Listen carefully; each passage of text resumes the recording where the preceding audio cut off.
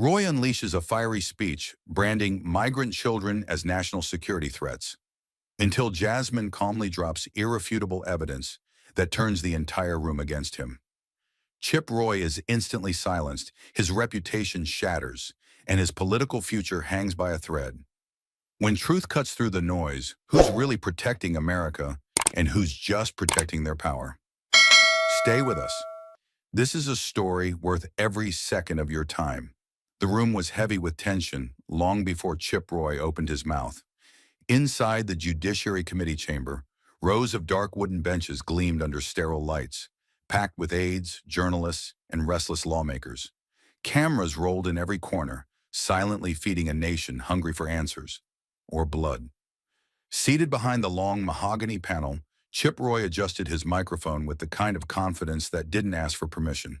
He leaned forward, eyes burning through the chamber like fire through dry brush. Then he spoke, his voice slicing through the silence like a bayonet. We are not facing a humanitarian crisis. We are being invaded. This is a wave of criminality, not compassion, and it's being aided and abetted by the Democratic Party under the disguise of kindness. Gasps and murmurs rippled through the audience. But Roy didn't blink. He slammed a folder onto the table as if he were driving a stake into the heart of debate. We are hemorrhaging sovereignty while this committee moralizes about process, he barked. The words hit hard, not just policy, but accusation. And this wasn't just any debate. It was a high-stakes hearing on the immigration crisis unfolding at the southern border, where chaos, detention, and human suffering had collided with brutal bureaucracy. Across the panel, Jasmine Crockett didn't move. Not at first. She sat perfectly still, composed like a blade in its sheath, watching Roy the way a veteran watches a reckless soldier march into a minefield. Her hands rested calmly on her closed laptop, posture straight, unreadable. Then with the faintest smirk, she exhaled once. Cool, controlled. Leaning back slightly, she closed her laptop with a quiet snap that somehow cut through the noise louder than any shout. The room stilled. Her silence wasn't surrender. It was precision. Her gaze fixed on Roy like a scalpel about to cut. He had lit the match. She brought the firestorm. And now the room shifted.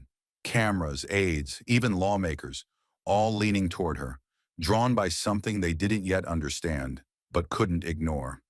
Then Jasmine leaned forward. Not with haste, but with a steadiness that silenced even the sound of scribbling pens. It was the kind of movement that doesn't ask for attention, but commands it. Her hands came together slowly, fingers folding with precision, as if anchoring herself before the tide of truth she was about to unleash. She didn't clear her throat. She didn't posture. She just began, her voice low even, but lined with steel. Before I ever sat on this panel, she said, I was a lawyer working pro bono cases for families that didn't know where their children were, because their children were somewhere in your system. Her eyes didn't drift. They locked on Roy. I stood in immigration courts where toddlers were brought in without legal representation, without their mothers, without understanding a single word of what was being said to them. I saw a 6-year-old sob through a hearing where no one bothered to explain why she was being held. I've watched a judge ask a crying child if they could represent themselves in court. She paused, not for drama, but because the room needed to feel the weight of what she was saying. So, when I hear you, her voice tightened just slightly, refer to these human beings as border trash, understand that I take that personally. Not because of politics, because I've looked these children in the eye, and they are not trash, they are not a threat, they are not less American in their hopes than your own children. The silence that followed wasn't empty. It was thick, pulsing with discomfort, tension, and the low-level hum of reckoning. Roy's mouth tensed, and for a moment it looked like he might let it go. But pride was louder than shame. He leaned in, eyebrows flaring with indignation. You're insulting the people of Texas, he snapped, voice raised not from strength, but from desperation. You're insulting the families who live in fear every day because of what's pouring across that border. His words hit the table like a gavel, but they lacked foundation. Jasmine didn't flinch. She didn't blink. She just met him with the gaze of someone who had long ago stopped being afraid of volume. You know what I'm insulting, she said. The lie that compassion is weakness, the idea that cruelty is strength, and the politicians who sell fear for power while children sleep under mylar blankets in cages built with our tax dollars. The gallery behind them sat frozen. No shifting, no murmurs now, just raw stillness. In that moment, it became brutally clear. This was no longer a hearing. It was a confrontation with conscience, and only one of them had come prepared to face it. The weight of Jasmine's words still hung in the air like smoke after an explosion, thick, bitter, and inescapable. But even that wasn't the end, because truth, when it's ready, doesn't knock. It walks in. Jasmine reached beneath her desk with slow, almost reverent care, as if retrieving something sacred. Not just evidence, but a burden. Her fingers curled around a binder thick with time and trauma. Black cover, worn spine, a dozen colored tabs jutting out like battle flags. She placed it on the desk in front of her with a deliberate thud, not to shock, but to mark the point of no return. The room, already on edge, leaned closer, though no one moved. "This," she said, her palm flattening over the cover, "is not opinion. This is not partisan spin. These are official records, DHS and ICE, names, dates, locations." Her voice was calm, but it carried something heavier than outrage, the burden of someone who's seen too much and kept too quiet for too long. 38 children, she continued, her tone turning darker, firmer. Most of them under 12. Most of them held longer than the law allows. Some detained in trailers with no running water. Some left in desert facilities in 110-degree heat. And at least 2 dead. One from dehydration, the other from heat stroke. She paused, not to gather herself, but to let the facts speak where outrage had failed. Then she opened the binder, flipping to the first tab page. A black and white photo of a small boy flickered onto the screen behind her. 7 years old. Eyes sunken. Name redacted. "He was held for 19 days, Jasmine said evenly. "The legal limit is 72 hours. The room reacted, but only in the smallest ways. A sharp inhale, a reporter's pen freezing mid-word, a congressional aide shifting uncomfortably in his seat. Jasmine turned to the next page without waiting for permission. A 6-year-old girl, no smile, just a grainy hospital intake form. "She collapsed on day 14, Jasmine went on, her voice steady, almost clinical. "And by the time she saw a doctor, her kidneys were already shutting down." The words hit harder because she didn't raise her voice. There was no need. The truth was loud enough. "You want to talk about fear, Mr. Roy," she said then, still not looking at him, her eyes fixed instead on the faces frozen in her binder. "Try being 6 years old, alone in a steel cage, with no idea where your mother is." The projector continued to flash image after image, each more gutting than the last. Temperature logs, cell photos, torn emergency blankets. Jasmine turned the pages like someone reading a eulogy, measured, respectful, unwilling to let anyone look away.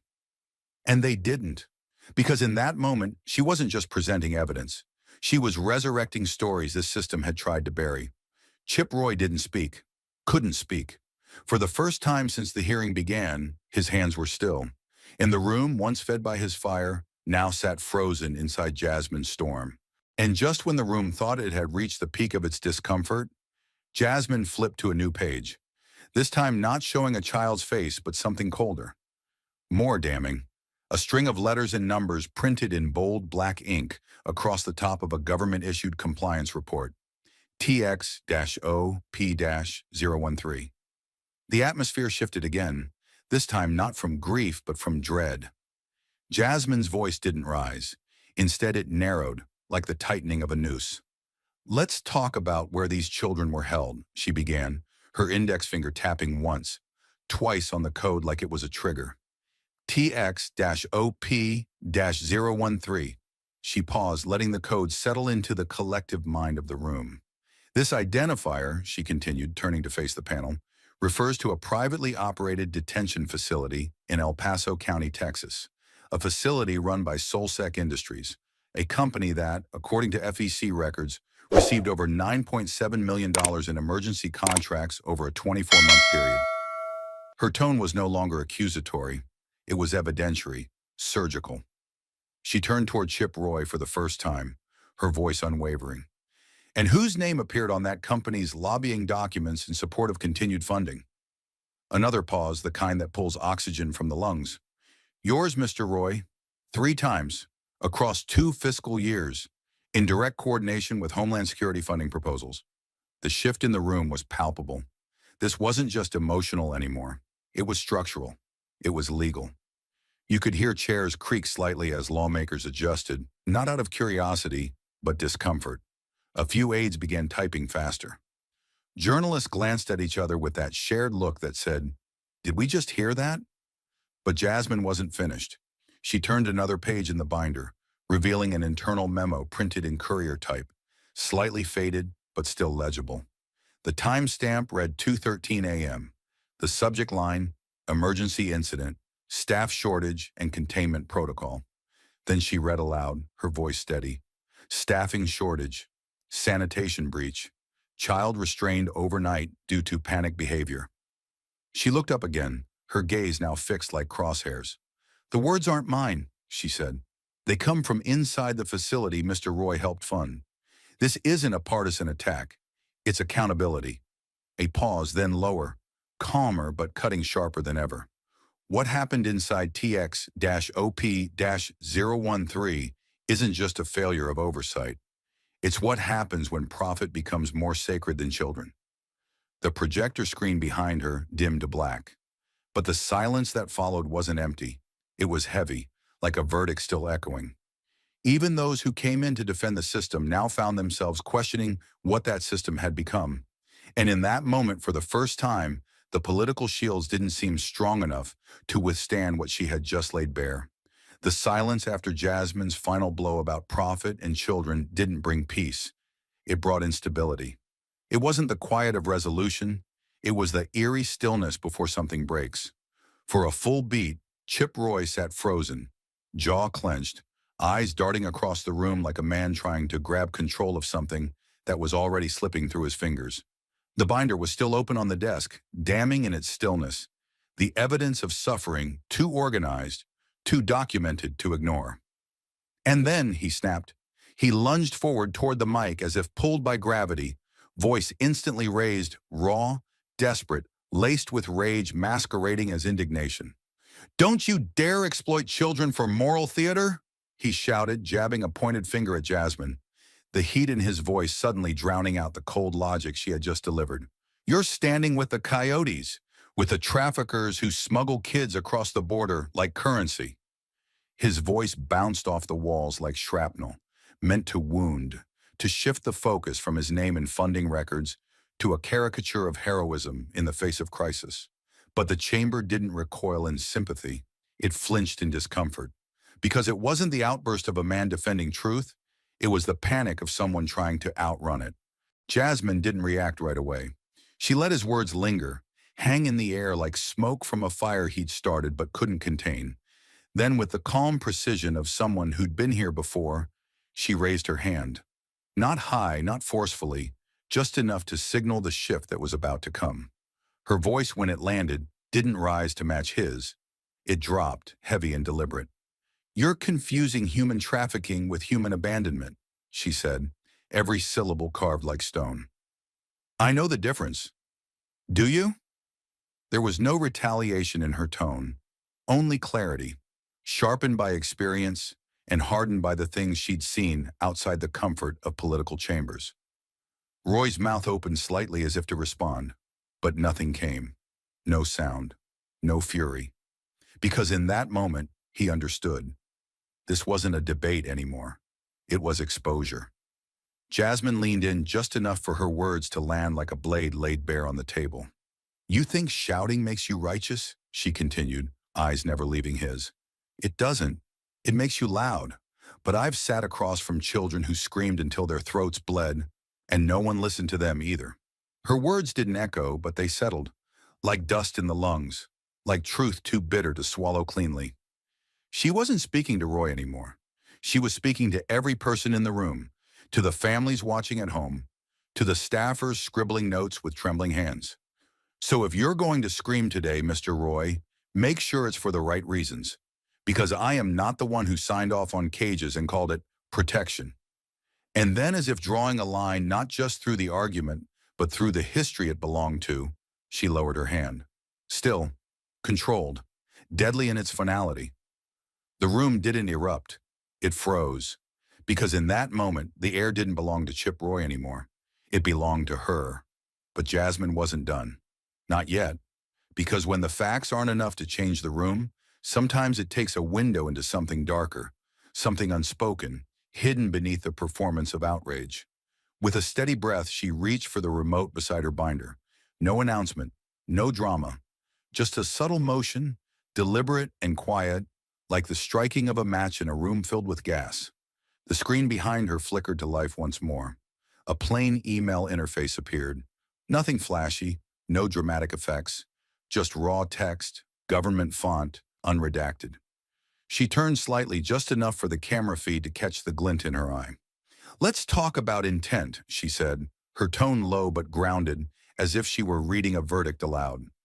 "This is an internal communication, dated 2 years ago, authored by one of your senior aides, Mr. Roy." Her words were steady, measured, not accusatory, but inescapable. The kind of voice a surgeon uses when describing what they've just cut open on the table. Then she read the email, not with dramatics, but with the weight it deserved. "Push it back on DHS.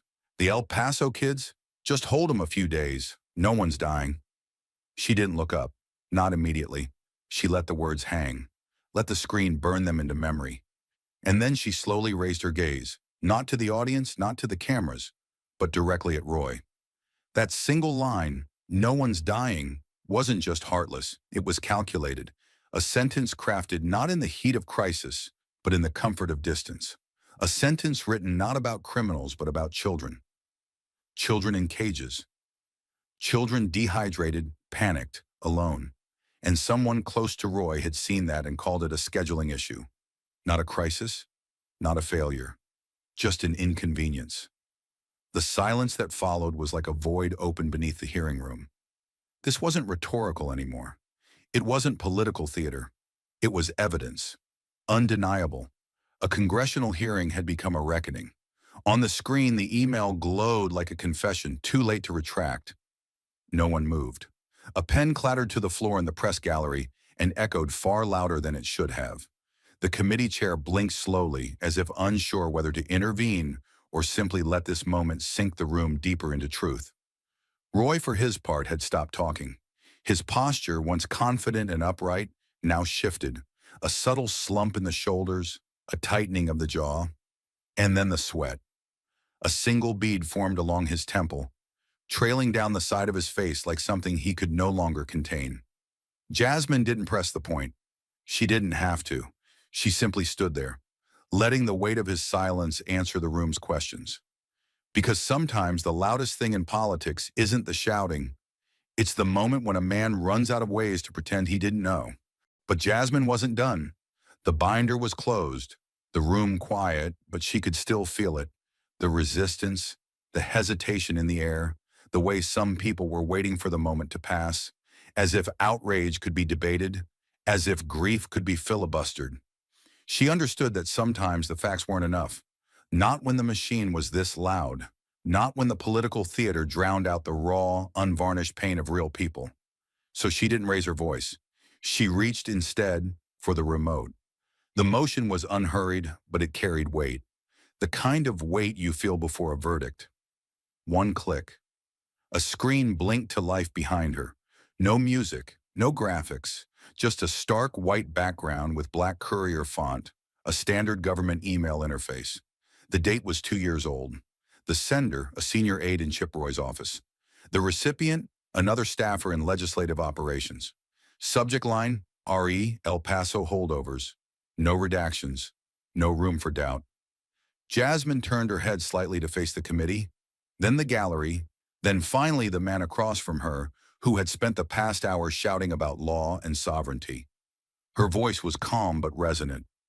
"Let's talk about intent," she said, the syllables evenly measured, each one pressing forward like footsteps across brittle glass. "This is an internal communication, dated 2 years ago, authored by one of your senior aides, Mr. Roy.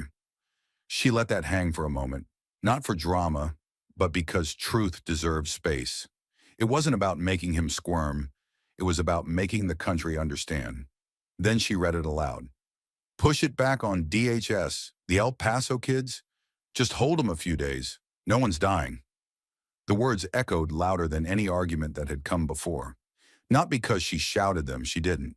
She delivered them like a coroner reading a report. No inflection, no spin. Just the brutal plainness of what had been said behind closed doors. The meaning hit instantly. Those children weren't nameless statistics. They were political liabilities. They were schedule delays. And to someone working for the man across from her, they were considered safe to neglect. Because no one's dying. The screen behind her held the line in cold, unforgiving font. No one's dying. A phrase that might as well have been engraved into steel. A sentence that stripped every excuse bare. It wasn't policy. It wasn't even cruelty. It was indifference. The kind that kills slower, but just as completely. The silence that followed wasn't ordinary. It was the kind of silence that drains color from faces. That silences even the hum of the overhead lights. Journalists in the gallery sat motionless, their pens frozen mid-sentence. A young staffer near the back of the room stared down at his tablet, expression blank, unsure whether to keep typing or to simply stop. Across the aisle, a Republican aide quietly lowered her phone, blinking hard.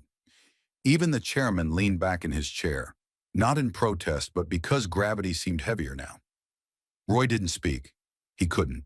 For the first time, his words were outnumbered, not by another voice, but by proof. His face twitched, eyes darting quickly toward the screen, then back down, then up again, like someone trying to find an escape route that no longer existed. His spine stiffened in his seat, but it wasn't conviction. It was fear, thinly disguised as poise. And then it happened. A single bead of sweat, barely noticeable at first, formed near his hairline. It slid slowly, deliberately, down the side of his face, carving through the illusion of control like time itself catching up. Jasmine didn't gloat. There was no victory in this, only grief.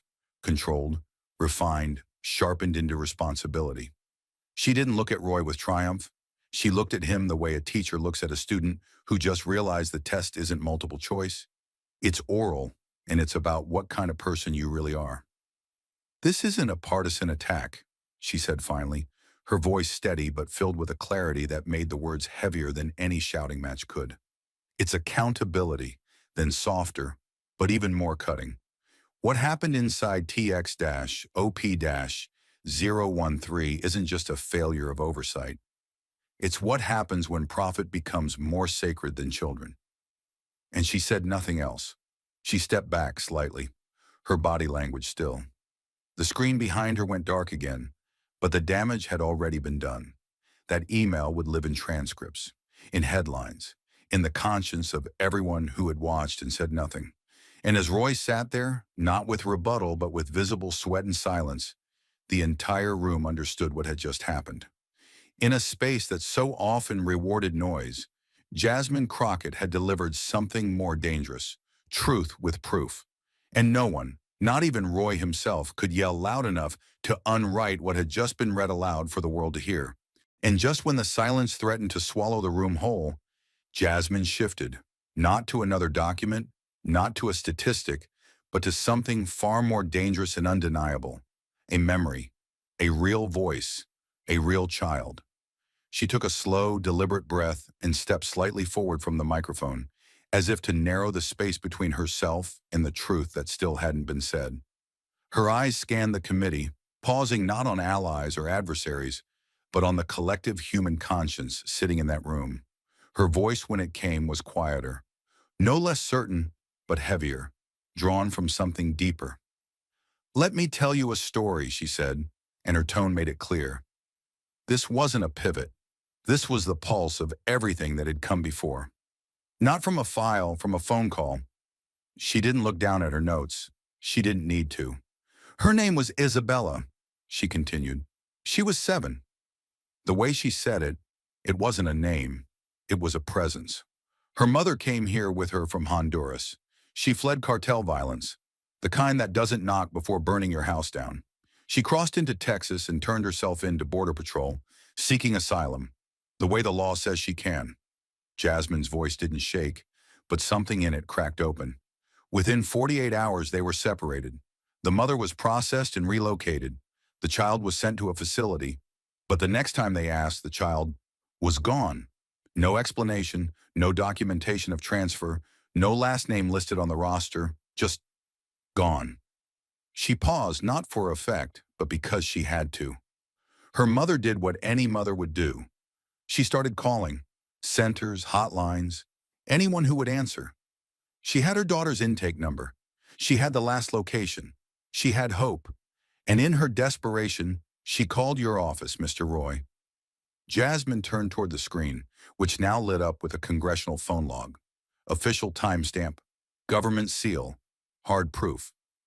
A recorded call to your San Antonio office, April 14th, 2023, timestamp 2:17 p.m. The words slowly appeared behind her, black text on white. She didn't need to read it. She had memorized it, because the woman's voice had never left her. We do not handle individual cases. Please contact DHS directly. Jasmine repeated the line slowly, like a verdict being passed. That was the answer she got. That was your answer, Mr. Roy. Her voice didn't need volume. It had something stronger, truth stripped of insulation. She wasn't calling to argue about policy. She wasn't asking for a campaign speech. She was begging for help. She was crying, Mr. Roy, and your staff gave her a redirect.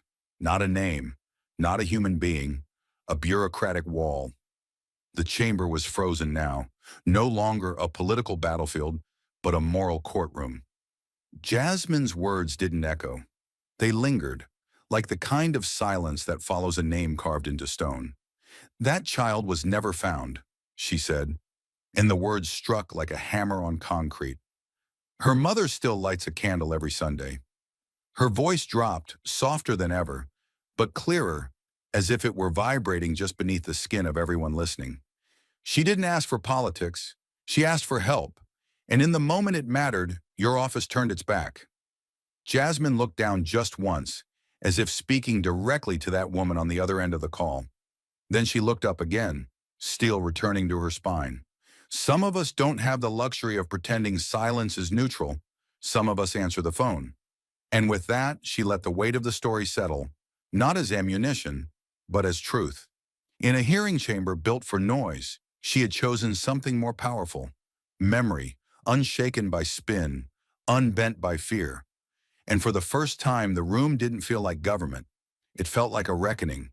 The story Jasmine had just told still hung in the room like smoke, thick, bitter, and impossible to look through. The hearing chamber, once charged with political energy and partisan bluster, had gone still. Not silent in the way of boredom or procedural lull, but in the way of consequence. Something had shifted, something fundamental. The walls felt closer. The weight of every camera lens pointed toward the dais felt heavier. Staffers didn't move. Lawmakers didn't fidget.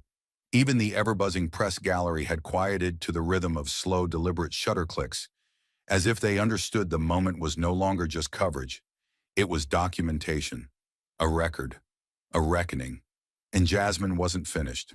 She stood with the kind of posture only years of enduring being underestimated could teach a woman. No theatrics, no dramatic pause, only resolve. Her fingertips pressed against the edge of the witness table, and her gaze never left Roy, not once. She'd let him interrupt her. She'd let him shout. She'd let him smear migrants as criminals and children as burdens. But she hadn't let him off the hook. Not morally, not this time. Her tone dropped, not to whisper but to precision. It carried across the chamber not because it was loud, but because it was focused, the way a scalpel is more dangerous than a hammer. Her words came slowly, each one carefully chosen, crafted not to wound, but to expose. If your daughter, she said, her voice steady, was locked in a cage without a phone call, without clean water, would you still call that national security? There was no follow-up, no elaboration, She didn't fill the silence with another anecdote, didn't soften the blow with policy jargon or rhetorical fences. She just let it sit, let the room feel it, because she knew what she was asking. She knew what it meant. It wasn't a gotcha. It wasn't political theater. It was moral accounting. Across from her, Chip Roy didn't speak. Not immediately. Not because he didn't have the ability, but because something in the room had changed the rules. His breath caught, not visibly, not dramatically, just a hitch, a blink, a tightening in the corners of his eyes, the kind that only happens when a man is suddenly forced to imagine the pain of someone he thought he could dismiss. He looked at her, then at the desk, then at the stack of documents still resting beside her hand. But he didn't say a word. A few feet behind him, a young staffer glanced down at her tablet, the cursor blinking atop an unfinished sentence. She stopped typing. A photographer in the second row adjusted his lens not to zoom in on Jasmine, but on Roy's face. Because everyone in the room knew this wasn't about policy anymore. This was about character. And under the fluorescent lights of the Capitol hearing room, character shows up most clearly when a man has nothing left to hide behind. Roy's lips parted slightly. For a moment it seemed he might answer, that he might reach for some thread of rationale. But no sound came. His hands, previously clenched tightly on the desk, now pressed into his thighs, out of frame, but not out of scrutiny. The sweat hadn't returned, but something colder had taken its place. The knowledge that there was no good answer to that question, because any answer, yes or no, would speak louder than the shouting he'd used to cover his tracks all morning. And Jasmine watched, not triumphantly, not with malice, but with the quiet intensity of someone who had spent her life forcing power to look her in the eye. Her question wasn't for applause, it was for truth. And now, with the eyes of the nation on them both, the silence was becoming its own testimony. If your daughter was locked in a cage without a phone call, without clean water, would you still call that national security? Jasmine had asked it once, but it echoed. It repeated in the quiet. It ricocheted not just through the chamber, but through the layers of performance that had made up Roy's defense. There were no talking points for this, no pre-written rebuttal for the moment when a man is forced to answer not as a congressman, but as a father. And he didn't. Instead, flashbulbs filled the void, one after another. Photographers, sensing what was unfolding, captured every inch of stillness in his face. Not shame exactly, but recognition. A kind of discomfort that couldn't be brushed off with indignation. His silence became louder than anything he had said all morning. It became an admission, not of guilt, but of the reality he had spent so long avoiding. That these policies weren't abstractions. That these numbers weren't just line items. That there were children, real children, whose suffering had been measured, minimized, and ignored. And now he was being asked to imagine one of them bearing his name. A low murmur moved through the chamber. Not words, just the quiet shift of bodies reacting to something none of them expected to witness. Jasmine remained still, eyes locked, unmoved. She hadn't raised her voice. She hadn't called him names. She had done something far more dangerous. She had held up a mirror. Roy finally looked away. Not to a staffer, not to his notes, but to the floor. A man so practiced in confrontation, so seasoned in deflection, now found nothing left to stand behind. He blinked, swallowed once, and adjusted the mic that no longer seemed to serve him. But he didn't speak, not because he had been silenced, but because something in him knew that any answer would reveal more than he wanted to give. And Jasmine, still steady, still present, let that silence do the speaking for her. It wasn't the kind of silence that dies after a few seconds. It lingered. It filled every inch of the marble chamber, seeped into the cameras, into the press pool, into the thoughts of every person watching at home. It was the kind of silence people would quote, the kind they'd replay in slow motion, the kind that would follow him beyond this hearing, into headlines, into questions from reporters, into the quiet moments when he was alone, and remembering that there had been a time when someone asked him a question, and he didn't answer. And she was still watching him, not with vengeance, not with satisfaction, but with something rarer, accountability, the kind that doesn't yell, The kind that doesn't need applause to be effective. Jasmine had spent her entire life being told she didn't belong in rooms like this, that she was too angry, too loud, too much. And now with a single question, she had proven that truth doesn't need to shout. It only needs to be heard. In the stillness, someone near the back finally exhaled. A camera clicked again, capturing not just the scene, but the reckoning. And somewhere beyond the marble walls of that chamber, a mother still waited for an answer about where her daughter had gone. Jasmine already knew what that silence sounded like. Now so did Chip Roy. The silence that followed Jasmine's piercing question about Roy's daughter lingered longer than anyone expected. It wasn't rhetorical anymore. It had become a blade, suspended in the air, still trembling from the force of impact. Roy had looked away, but the room hadn't. The moment had cracked something open, and in that rupture, Jasmine stepped forward again. Not to gloat, not to drive the knife deeper, but to show them what had always been buried underneath the politics. Her voice hadn't risen, but the gravity around her had. And just when the tension felt unbearable, when no one dared even whisper, she reached into her case and drew something out. Small, quiet, folded with reverence and rage. A flag, but not one meant for ceremony. She unfolded it slowly. The fabric trembled ever so slightly as it met the artificial air of the chamber. It was a small American flag, standard, recognizable. Except it wasn't pristine. It wasn't clean. At its bottom corner, smeared into the white stripes, was a dark, rust-colored stain. Dried blood. Not hypothetical, not symbolic, real, human, and unmistakable. The room reacted in an almost imperceptible wave, a collective intake of breath, a tightening in the throats of people who had seen 1,000 hearings, but never this. This, Jasmine began, holding the flag up with both hands, was recovered from the floor of a detention facility in Hudspeth County, Texas. Her voice was stronger now, not louder, but undeniable. Part of my own investigation into the treatment of minors, after a whistleblower reported the use of zip ties, pepper spray, and overcrowded cages at a site operating with zero medical oversight. She didn't wave the flag. She didn't need to. Just holding it there, in that space, under the seal of the House Judiciary Committee, was enough to make it holy and profane all at once. "We tested it," she continued. "It's blood. Not dirt, not paint. Blood. From a 13-year-old boy who collapsed during a use-of-force incident after being denied his asthma medication for 3 days. Her voice never cracked, but her knuckles whitened around the fabric. "He died in custody. His name was Mateo." There it was. A name. Not a number. Not a file. A name that couldn't be redacted, that couldn't be brushed aside as foreign or fabricated. And Jasmine stood with that name in one hand and a stained flag in the other, offering the chamber and the country a choice. She looked directly at Roy, but her voice was for everyone. "You've wrapped yourself in this flag," she said. "You've used it as justification for everything, from detaining toddlers to silencing mothers.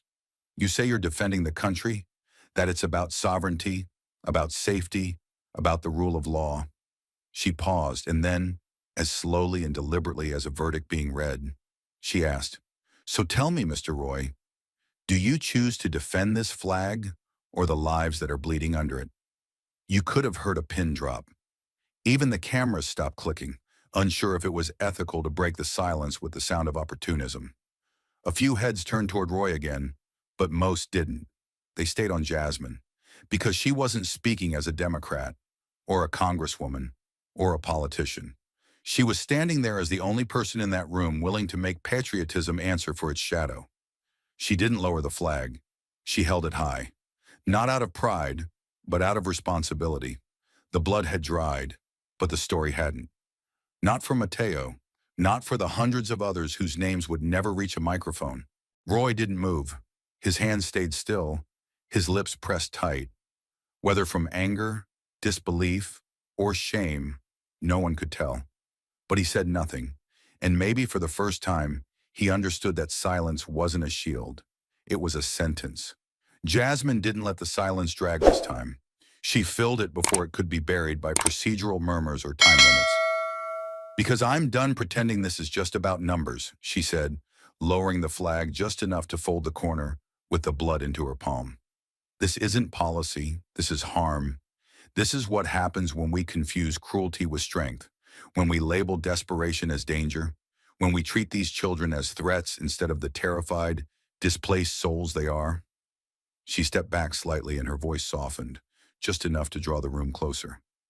Every time we look away from that stain, we allow it to spread. Every time we pretend it's not ours, it gets darker. And I refuse, flat out refuse, to let that happen without a fight. The flag now rested gently in her hands, folded not neatly, but deliberately, as if carrying the memory of the boy who died beneath it. This flag has been used to justify too much silence, she said.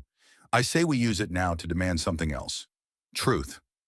The air in the room was thick, not just with emotion, but with accountability. And there was no gavel loud enough, no speech long enough, to erase what had just been laid bare. Not from the record, not from the conscience, and certainly not from history. The hearing had ended, but the silence hadn't. It followed the crowd out of the room and into the echoing marble halls of the Capitol like a shadow that refused to lift. Reporters whispered, not because they lacked questions, but because no one wanted to speak first and shatter what had been laid bare. Even the overhead lights seemed dimmer now, humbled by what they had just illuminated. Jasmine Crockett walked out with the same steady pace she had maintained inside, calm, focused, unshaken. In her hands, the stained flag was now folded with solemn care, not as a symbol of surrender, but as evidence of harm, of truth, of reckoning. She said nothing as she passed the cameras. She didn't have to. Every lens turned toward her knew exactly who had just taken control of the narrative. But as soon as the chamber doors closed behind her, Jasmine pivoted. The fury, the grief, the weight, it didn't disappear. It sharpened, hardened into something actionable. She stepped up to a podium already flanked by members of her staff and a handful of silent, stone-faced colleagues. The press surged forward, questions colliding midair. Jasmine raised one hand, not to silence them, but to tell them, this isn't noise. This is direction. Her voice was clear, stronger now, not because it was louder, but because it was no longer bound by procedural constraints. What happened today, she said, was not just a hearing, it was a mirror. And if we don't like what we saw, then it is our moral obligation to change it. She paused just long enough to let those watching, inside the building, across television screens and through every social feed imaginable, feel the shift. I am officially calling for a full-scale federal investigation into the conditions, funding, and oversight, or lack thereof, of immigration detention centers across the state of Texas and every single facility along the southern border, she declared. Her words didn't land like a statement. They struck like a challenge.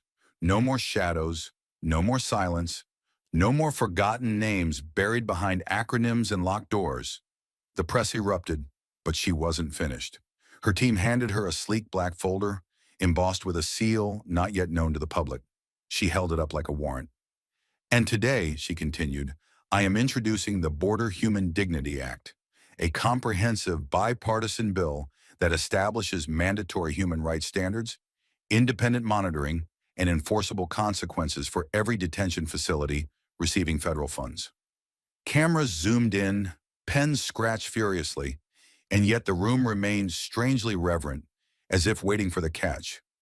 Then Jasmine smiled, not broadly, but with the quiet satisfaction of someone who had just rewritten the rules of the game.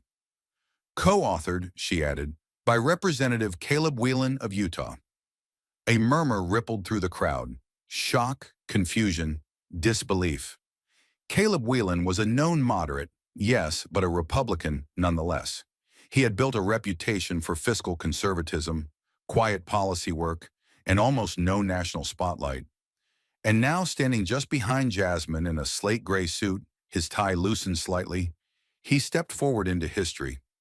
His face was pale but resolute, like a man who had finally stopped choosing comfort over conviction. We may not agree on everything, he said, his voice firm but plain-spoken, but we both know what cruelty looks like, and we both know it has no place inside the borders of the country we claim to love. His presence changed the tone. This wasn't a party stunt. It was an alignment of conscience. This bill isn't about left or right, he continued. It's about right and wrong. And I will stand with anyone who chooses the latter. Jasmine nodded once as if to say, now it begins.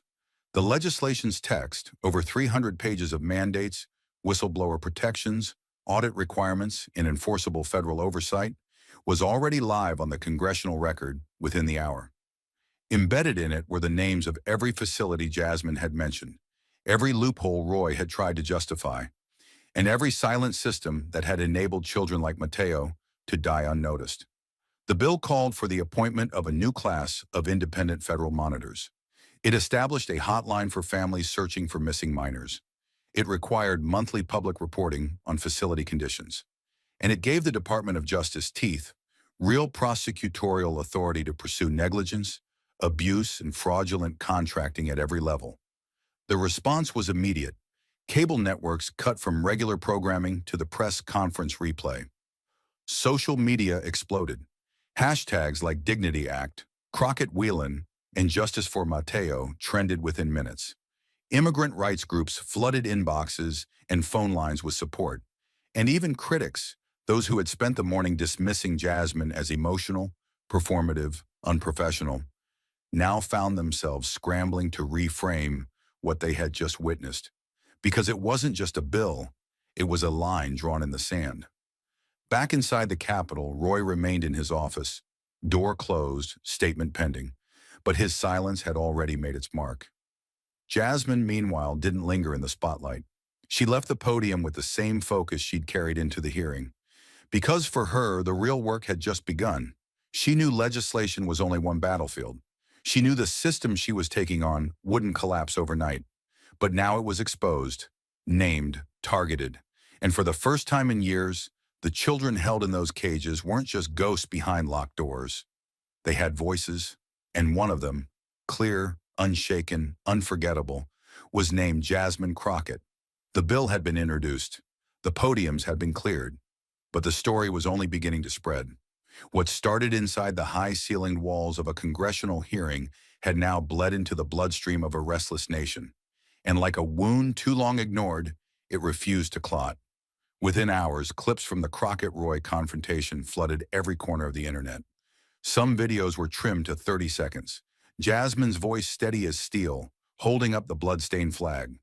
Others ran the full 10 minutes of testimony, uncut, raw, each frame a lesson in how a question can silence power more effectively than a gavel. And within 48 hours, the numbers were staggering. 25 million views across every major platform, translated into 5 languages, shared by celebrities, veterans, and even disillusioned members of law enforcement. But the real tremor wasn't digital. It was physical. It started in El Paso. A group of mothers, most of them undocumented, stood silently in front of the county courthouse with signs that read, "We are Mateo's family." The next day, Houston erupted, then Austin, then Dallas. What began as vigils became marches. What began as pain turned into purpose. Tens of thousands of Texans poured into the streets demanding transparency, dignity, and federal oversight of every detention facility on their soil. And they weren't chanting party lines. They weren't quoting political slogans. They were holding candles and photos and pieces of handwritten testimony. They were reciting names: Isabella, Mateo, Luis, names that hadn't made it into the official records but now refused to be erased. At the center of it all, Chip Roy stood exposed. His press secretary issued a brief statement. Congressman Roy supports security and humanitarian responsibility. But it rang hollow. The footage of his silence, of his inability to answer Jasmine's question about his own daughter, had gone viral not because it was dramatic, but because it was real. And when silence becomes your legacy, it eats your credibility alive. Within 3 days, multiple House members, both Democrat and moderate Republican, formally requested Roy's removal from the House Immigration and Border Security Subcommittee. Petitions followed, donors pulled, committee leadership met behind closed doors, and before the week had ended, the headline dropped. Representative Chip Roy steps down from immigration oversight post amid backlash. Jasmine didn't gloat. She didn't post victory tweets or take laps on social media. She didn't need to, because the work wasn't about ending a man's career. It was about exposing a system that had allowed too many like him to act without consequence. Still, the world noticed, and the media responded. Her face, once known only to C-SPAN regulars and policy wonks, now filled primetime news cycles. But it wasn't a talking head circuit. It was a reckoning tour. On CNN's Anderson Cooper 360, she sat in a slate-black dress beneath the American flag and said, without blinking, "This country will collapse from the inside if we keep trading humanity for slogans." On MSNBC's The Rachel Maddow Show, she leaned into the camera as Rachel asked her whether she feared political retaliation. "Retaliation," Jasmine said. "If standing up for kids who died in our custody makes me a target, then maybe we need to redefine who the enemy is." But the quote that caught fire came from her final appearance that week, during a one-on-one sit-down on CNN's State of the Union. With the Capitol dome glowing in the background and her voice as clear as the day she took that hearing room by storm, Jasmine said, "Protecting this country doesn't mean forgetting the heart of it." The line was clipped, looped, shared, turned into graphics and posters, printed onto protest signs, stitched onto jackets, whispered between mothers, taught to students. In that one sentence, she had reframed the entire border debate. It wasn't about red or blue. It wasn't about soft or tough. It was about remembering that law without empathy becomes tyranny, and borders without dignity become prisons. The momentum didn't fade. It grew. And Jasmine, who had walked into that hearing seen by many as a freshman firebrand, now stood at the center of a movement that no longer asked permission to speak, but demanded to be heard. And yet, even as the crowds grew and the headlines exploded, even as millions reposted her speech and pundits scrambled to define what had just unfolded, Jasmine knew that something deeper remained unresolved. The cameras had captured the silence. The bill had hit the congressional record. Chip Roy had stepped down. But none of that brought Mateo back. None of that returned Isabella to her mother. None of that unbloodied the corner of the flag folded in her hands like a scar. She stood alone that night on the Capitol steps, long after the last protester had gone home, long after the media vans had rolled away. The cold marble beneath her feet, the wind biting across the National Mall, and that flag still there, still stained, crumpled in her coat pocket like a silent witness. She looked out over the city, lit up with ambition and history, and for the first time in days, she let herself feel it. Not anger, not exhaustion, but grief. Grief for the children who didn't get a podium. Grief for the mothers whose voicemails were never returned. Grief for the systems built to be unaccountable, protected not by laws but by silence. She whispered, almost without breath, "Dignity must never be the price of order." And in that moment, something in the air changed. That was the lesson. Not the one in the policy briefings or the headlines or the trending hashtags. The real lesson, the human one, was quiet, brutal, and absolute. You cannot protect a country by forgetting the people who carry its weight. Every child locked in a facility with no window. Every mother deported before her child's name was even entered into the database. Every ICE agent who knew it was wrong, but was told to follow orders. Every staffer who forwarded one desperate email to nowhere. Every official who looked at a spreadsheet of unaccompanied minors and saw numbers instead of names. And every politician who stood behind a podium wrapped in a flag, speaking of patriotism, while never once walking through the places where that same flag hung over cages. The injustice Jasmine faced was never just from Chip Roy. He was a symptom. The disease was deeper. It was in the way power wrapped itself in bureaucracy and called it procedure. It was in how pain became invisible once it crossed the border. It was in the eyes of the committee members who glanced at their phones while she testified. It was in the 5-second delay in every broadcast where networks calculated how much truth they could afford to air. The hardest part wasn't standing in that room. It was knowing that room was designed to outlast her. That's what made what she did so dangerous. She hadn't just told the truth. She'd made it unavoidable. She turned the quiet sob of one mother into a national outcry. She transformed the absence of one child into legislation with teeth, She forced a system built on forgetting to remember. And when she asked Roy that question, would you still call it national security if it were your daughter? She wasn't just confronting him. She was confronting a generation of Americans trained to confuse cruelty with strength. Because that's the other lie. That strength looks like fences. That leadership means never saying I don't know. That national security means locking the door and throwing away the key. But Jasmine knew better. She had sat with mothers who hadn't spoken to their children in 3 years.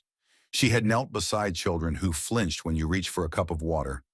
She had read intake reports with entire pages redacted because the truth had become too dangerous for the bureaucracy to handle.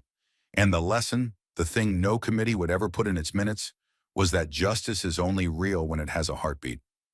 We talk about justice like it's blind, like it's cold, like it's supposed to be indifferent. But maybe that's the problem. Maybe we've spent so long building systems that can't feel, we forgot justice was supposed to care. Not care about ideology or borders or donors, but about people, about children, about those whose cries don't reach microphones. That was Jasmine's revolution. Not in volume, but in presence. Not in vengeance, but in vision. She showed the country that courage doesn't always look like shouting. Sometimes it looks like silence, held long enough to make the other side tremble.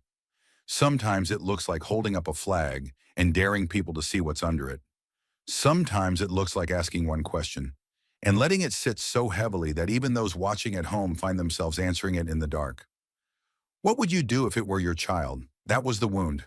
And it didn't heal quickly, but it forced people to feel again.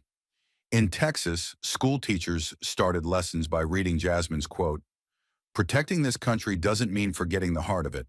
In detention centers, volunteer lawyers brought copies of the Dignity Act to show staff what would now be enforced.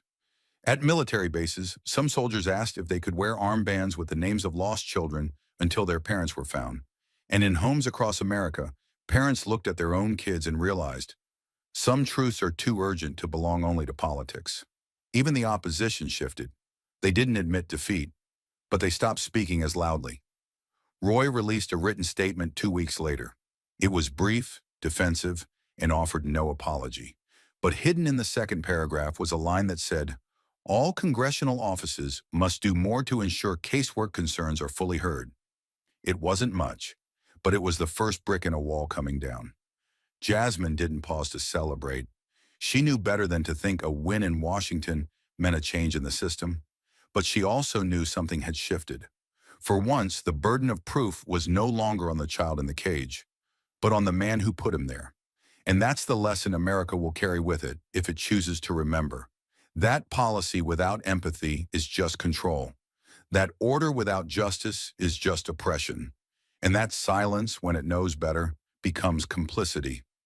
Jasmine Crockett's legacy will never be defined by a single hearing. It won't be in a bill title or a CNN clip or even a courtroom testimony. Her legacy is in the pause, the moment when power for the first time had no answer, when the machine of bureaucracy was forced to see a child, and when an entire country asked itself a question it had been too afraid to face. Are we still a nation if we lose our soul protecting our borders? Because in the end, borders don't make us strong. Laws don't make us right. And flags, no matter how high they fly, can still cast shadows. But dignity? That is what holds a nation together. That is what Jasmine chose. And now the rest of us must decide if we'll follow.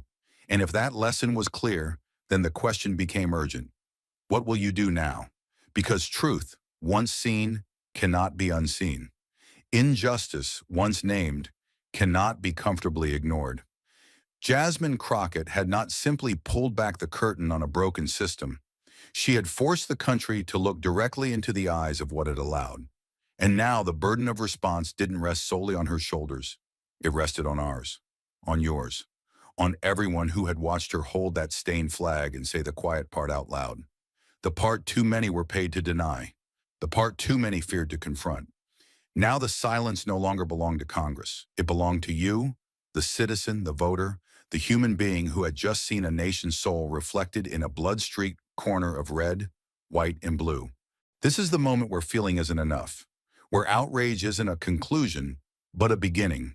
The people in power count on our exhaustion. They bet on our apathy. They thrive in the slow erosion of attention, in the hope that the fire Jasmine lit will burn out before it spreads to their doorsteps. But that fire is yours now, and what you do with it matters. Call your representatives. Demand accountability for every facility holding children in your name.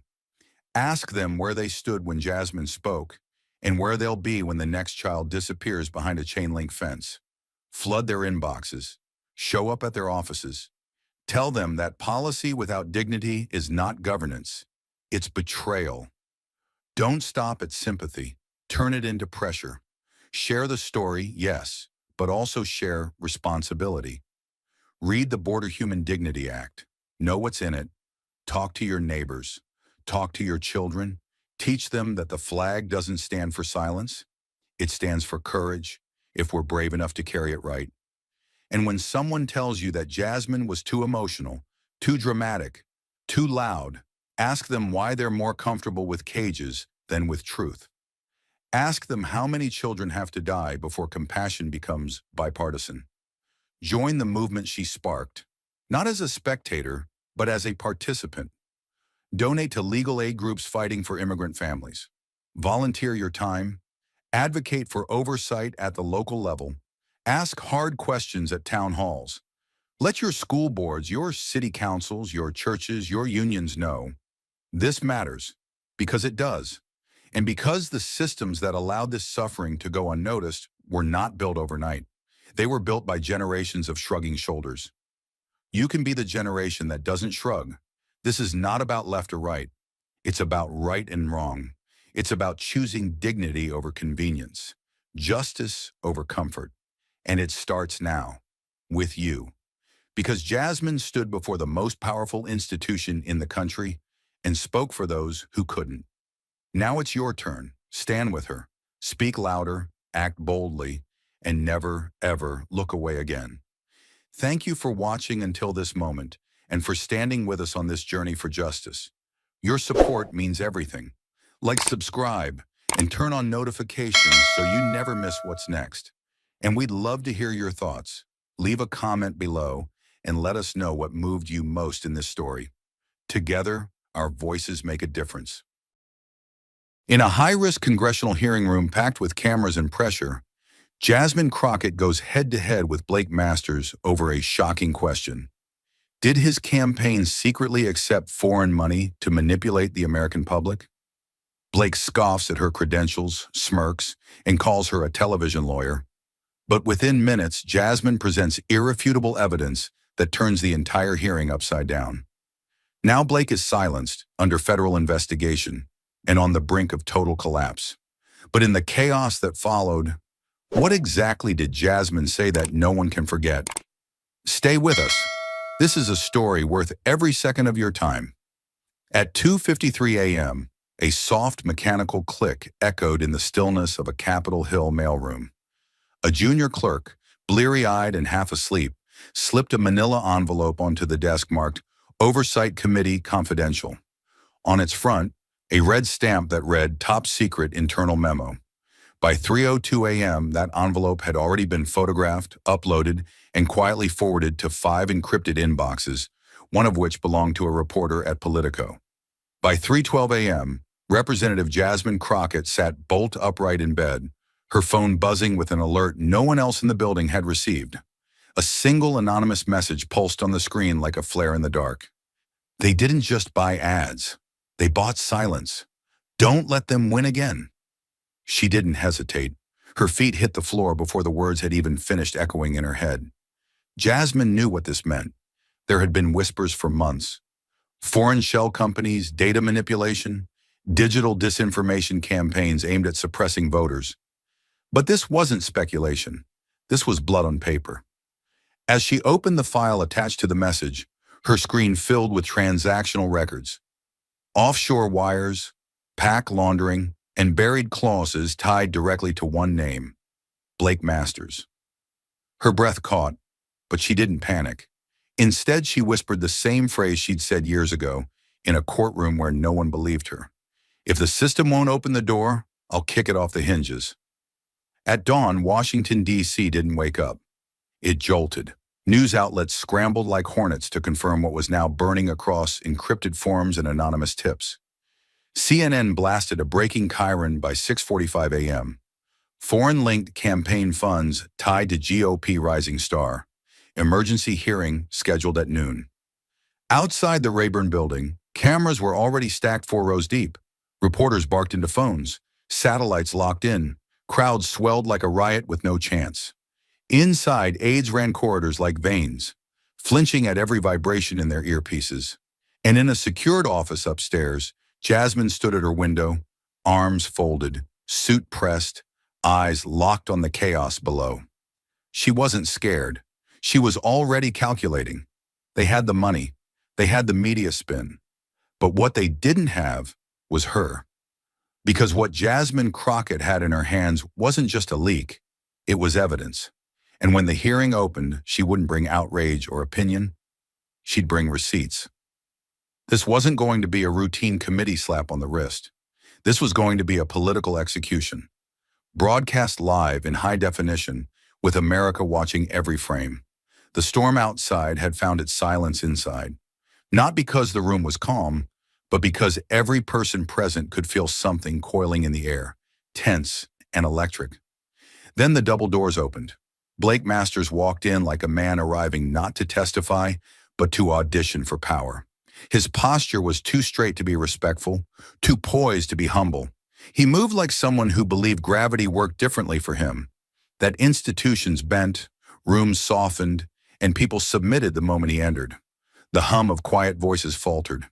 Even the microphone seemed to pause, as if waiting for him to declare how the day would go. He didn't smile, not fully. He wore the kind of expression that said he had already won, that the questions would be minor, the answers rehearsed, and the consequences reserved for others. His suit was flawless, the kind of tailoring that told you exactly which circles he moved in without saying a word. His eyes scanned the panel with the detached precision of someone who wasn't looking for truth, but for weakness. Then he saw her, Jasmine Crockett, and he stopped walking for just a heartbeat.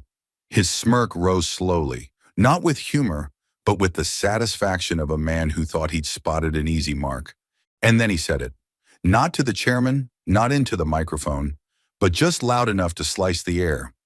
I don't think a TV lawyer ranks high enough to be questioning me today. A few onlookers chuckled, the kind of laughter that doesn't come from amusement but from complicity, from knowing the power structures and feeling comfortably above them. It was the laugh of those who believe the game is fixed, and they're holding the rulebook. Blake adjusted his cuffs like he'd landed the first punch of a match he never expected to lose. But Jasmine didn't look up. She didn't flinch. Her hands moved slowly to open her notebook. Not frantically, not defensively, but with eerie composure. She clicked her pen once. Then she began writing, one stroke at a time, not jotting down thoughts, not reacting. No, she was documenting, calculating, etching the first line of what would soon become a map of destruction, carefully traced with the arrogance he had just offered her. She had no need to fire back with words. She understood something deeper. Men like Blake Masters always think they're too important to fall, right up until the moment the ground beneath them disappears. Blake adjusted his microphone with the slow, deliberate ease of a man who believed the room, and the truth, already belonged to him. He didn't ask for permission to begin. He didn't wait for the chairman's nod. He simply cleared his throat, straightened his jacket, and started talking. Not to the committee, but through them. His voice was steady, rehearsed, and disturbingly calm. Let's be honest about what this is, he said, pausing just long enough to let the room absorb the performance. We're not here because anyone broke a law. We're here because the far left has become dangerously good at turning narrative into law, emotion into policy. What's being called oversight today is just another attempt to punish those who refuse to kneel. He didn't blink. His tone didn't waver. This wasn't a defense. It was a calculated indictment, not of facts, but of motives. Then with precision, he turned to Jasmine. Not just his eyes. His entire body leaned as if to isolate her from the rest of the room. And let's be clear, he continued, voice now colder. Representative Crockett isn't just a participant in this charade. She is its architect. She is what happens when courtroom theatrics escape the studio and crawl into Congress. The air shifted, sharp, brittle. Blake narrowed his eyes. Then he delivered the blow he had been saving. This is the face of a movement that no longer wants to argue with America. It wants to dismantle it from within. And she's here with the match and the gasoline. The room didn't gasp. It didn't need to. The silence that followed said more than any outcry could. It was the silence of an insult not shouted, but sharpened, honed into something personal, racial, and calculated. Reporters stiffened. Staffers lowered their eyes.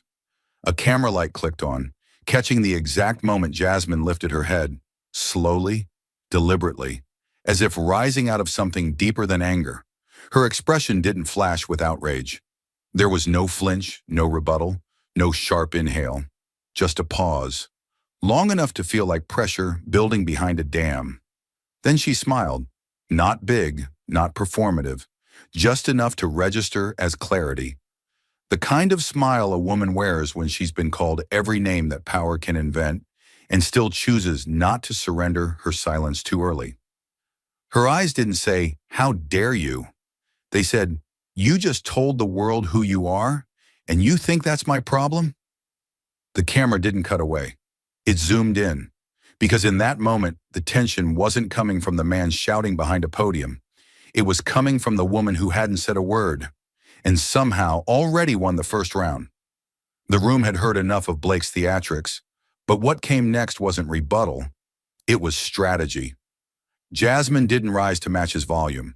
She rose to bury his narrative. There was no lengthy preamble, no dramatic breath, no manufactured pause for effect. Jasmine Crockett sat upright, eyes focused like a surgeon preparing for an incision, and delivered her opening line with the weight of a verdict. "Mr. Masters," she said, her voice firm but composed, "I don't care what school you went to. I care that you're spending money from men who couldn't pronounce the name of their own country if they had to say it on this floor." The words struck with a cold finality, not a punch, but a cut just deep enough to bleed without warning. Her tone wasn't theatrical. It was something worse for him, controlled, informed, and completely unimpressed. The kind of voice that doesn't ask to be believed because it already knows it's right. Before Blake could formulate a smirk, Jasmine reached down, tapped her tablet, and turned the screen behind her into a digital minefield. The room shifted. What appeared was an opinion. It was architecture. A financial trail illuminated with names, dates, and numbers. She pointed to the chart, then said clearly, "Funds flowed directly from the Thiel Foundation, were funneled into a shell entity called Liberty Future PAC, then quietly moved through Clear Horizons LLC, before finally landing in the coffers of Blake Masters' Senate campaign. Every step was annotated, every transaction documented. The lines weren't speculative. They were proof. This is the structure," she continued, her voice unwavering. "This is how influence gets scrubbed, repackaged, and laundered until it looks like democracy, when in reality it's a foreign-backed money funnel hidden under patriotic slogans and billionaire branding." She didn't yell. She didn't need to, because what she was showing wasn't a theory. It was infrastructure. Jasmine tapped the screen again, and it changed. Now a line-by-line expenditure list. AI-generated border crime ads. Deepfake clips designed to stoke fear in swing states. Psychological targeting focused on Black voters, Latino voters, and first-time registrants. Each slide accompanied by a receipt, a timestamp, a signature. There was no confusion in the room anymore. No chuckles, no whispers. Even the partisans on Blake's side sat rigid, their faces caught somewhere between disbelief and calculation. Blake, for the first time, wasn't posturing. He was processing. His jaw tightened, his hands tensed slightly where they rested on the desk. Jasmine saw it, and she let the silence linger. Not to gloat, but because the facts were speaking louder than any insult ever could. This wasn't just about money. It was about how easily truth could be bought, bent, and broadcast, and how rare it was to see someone bring all the pieces back together, live under oath, in full public view. Jasmine didn't just expose a funding trail. She exposed a belief. The belief that men like Blake Masters could rig the system and count on no one ever tracing it back. Until now, until her. But Jasmine wasn't finished. The architecture of influence had been revealed. Now it was time to show what pulsed through its veins. Money. Real, dirty, documented money. She tapped her screen again, and the next slide clicked into place like the loading of a chamber. No graphs this time, no theories, just an image, grainy at first, then sharply focused. It was a wire transfer receipt blown up across the hearing room's central display, the kind of document no one wants to see outside a sealed courtroom. Jasmine stepped aside so everyone had a clear view. At the top, a company name, New Liberty Tech LLC. Below it, the issuing bank based in Dubai. The line item read, Consulting U.S. Media Strategy. The amount? $275,000. The recipient? A political consulting firm known to work exclusively with Blake Masters' Super PAC. Date of transfer, 10 days before the first wave of AI-generated crime panic ads hit battleground states. She didn't narrate the slide with fanfare. She let it sit. Heavy, factual, self-evident. The sound of air conditioning and shifting chairs was suddenly louder than anything said out loud. Then, like someone trying to laugh off a grenade, Blake leaned back slightly and gave a short, derisive chuckle. "This is absurd," he muttered, shaking his head, the smirk faltering just a little at the edges. He looked around, hoping for backup. A friendly face, a cue to signal this was all theater. But none came. Even his side of the aisle had gone still. "Ridiculous," he added under his breath. That's when Jasmine turned to face him fully. Not with fire, not with performance, with something far more unsettling. Precision. Her voice dropped into a quieter register, the kind you only hear when someone isn't trying to overpower you. They're telling the truth and letting it cut on its own. "You call this absurd?" she said, holding his gaze without flinching. "What part exactly? The transfer? The date? The signature? Or is it just absurd that someone found it?" She stepped closer to the microphone, but her eyes never left his. "Because let's be honest, Mr. Masters, this isn't absurd to you. It's familiar. What's unfamiliar is someone tracing it all the way back and reading it out loud. On the record, under oath." A murmur started in the press gallery. Chairs creaked. Somewhere, a journalist typed faster. Blake's posture tightened, not visibly, but inwardly, as if bracing against something he could no longer spin. Jasmine stayed still. She didn't raise her voice, because in that moment, it wasn't volume that mattered, it was clarity. And every person in that room, including Blake, understood one thing. She didn't just bring evidence, she brought the one thing men like him never expect: consequences. The receipt had pierced the skin, but what came next, what Jasmine pulled from the lining of her blazer, was designed to go deeper, because money could be dismissed as politics. But motive? Motive leaves no place to hide. Jasmine's movements were slow, deliberate, and unnervingly calm. She didn't speak. She didn't glance at her notes. She reached inside her blazer, her fingers closing around a small, brushed silver object. No bigger than a finger, but heavier than it looked. She pulled it out and held it in her palm for half a second. It glinted beneath the fluorescent lights like something sacred or cursed, depending on who was watching. Then, without flourish, she laid it on the committee table, directly in the center, metal against wood, the way a prosecutor might place a bullet casing in front of a jury. You could hear the breath catch in a few throats. No one asked what it was. They didn't need to. Jasmine didn't move quickly, but she moved with purpose. Every step she took toward the console felt heavier than the last. When she reached it, she inserted the USB drive into the slot. The screen behind her blinked once, then again, and then it came to life with a pulse of light that seemed to steal the oxygen from the room. A single file directory appeared. Internal memoranda, 2026 pre-election assets. She selected a folder. Inside it, 4 subfolders. 3 remained untouched. She opened the fourth, Fear Campaign, Messaging Strategy. The title alone caused a visible shift across the dais. Posture straightened, jaws clenched. Laptops in front of aides stopped clicking. Reporters glanced at each other as if to confirm they weren't the only ones feeling it. This wasn't opposition research. This wasn't spin. This was planning, with intent. Jasmine clicked into a PDF. It opened full screen. At the top, confidential. Project directive, win through emotion. In red, bolded, just beneath it, key objective, heighten voter anxiety in key demographics before October. She let the header breathe, didn't speak, didn't rush. Then she scrolled. The next page was a thread of internal emails. At the top of the chain, a time-stamped message, dated 2 months prior. The sender, Blake Masters himself. The recipients, 4 senior campaign staffers, a PAC strategist, and a data engineer with confirmed ties to behavioral AI firms. Jasmine zoomed in on the email's second paragraph. The room froze. Build an AI platform that auto-deploys high-emotion visuals, riots, illegal crossings, urban assaults. Amplify through non-affiliated channels.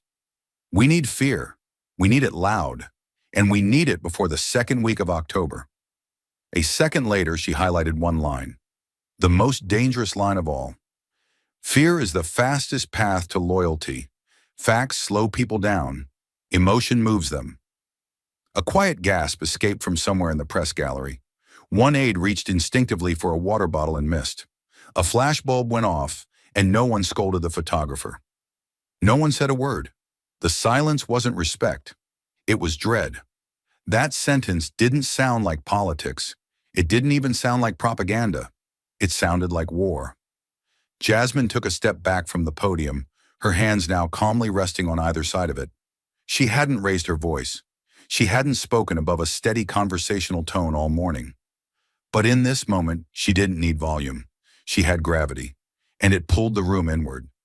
No one on Blake's side of the aisle said a word, but one congressman, a Republican from Ohio, began to shift forward slightly. He opened his mouth either to protest or to object or to change the subject. But before a sound escaped, the chair of the committee, a white-haired veteran of 4 administrations, raised his hand and brought the gavel down hard. One strike, echoing. Let her continue. That was it. No grand declaration, no defensive protocol, just permission. And it hit harder than a speech ever could. Because what Jasmine had just shown wasn't a scandal. It was strategy. Cold, surgical, profitable. She turned back to the screen and let the message stay there, projected 6 feet wide in front of a national audience. Not dramatized, not explained, just visible, letting the country read it for themselves. She didn't ask the committee to react. She didn't accuse. She didn't explain who was harmed by this, because the damage was self-evident. What kind of campaign instructs its engineers to design fear? What kind of candidate sees chaos not as a tragedy, but as a resource? This wasn't just about Blake Masters. It was about something far more corrosive, the belief that the American voter is most useful when scared, most pliable when panicked, most obedient when broken. Jasmine let that reality settle into the room like dust after an explosion. And then, only then, did she speak. Her voice was quiet, clear. She wasn't looking at the screen anymore. She was looking at Blake. You told your team to manipulate fear. You didn't want debate. You wanted reaction. You didn't want votes. You wanted reflexes. You didn't want democracy. A pause, just long enough to cut. You wanted submission. She stepped back, folded her arms, looked at no one, looked at everyone.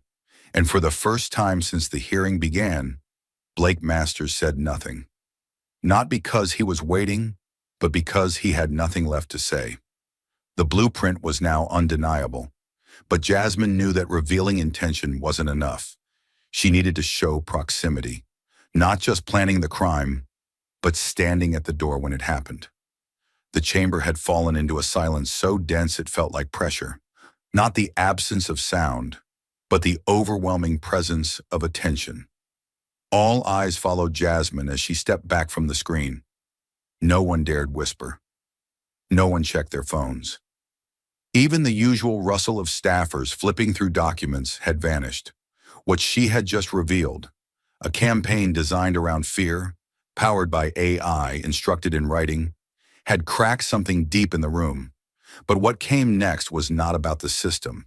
It was about the man. She leaned slightly into the microphone again, her voice lower than before but sharper. Every syllable sharpened against days, maybe years, of quiet restraint. This isn't about politics anymore. She didn't blink. She didn't need to. Her gaze was leveled not just at Blake, but at every person in that chamber who still believed fear could be spun into patriotism. This is about ethics, about who we are when no one is watching, and what we allow when we think no one will speak. Her hand moved gently, almost imperceptibly, to tap the console in front of her.